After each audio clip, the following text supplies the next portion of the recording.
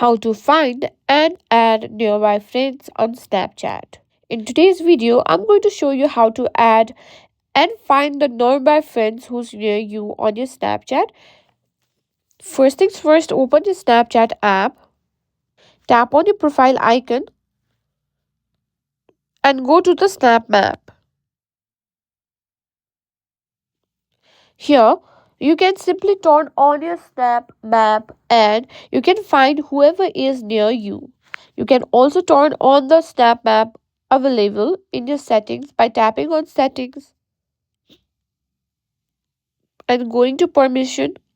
And as you can see here, Location, simply click on Tap to enable, and it will ask you the permission where it says Snapchat wants to use your location. Simply click and allow.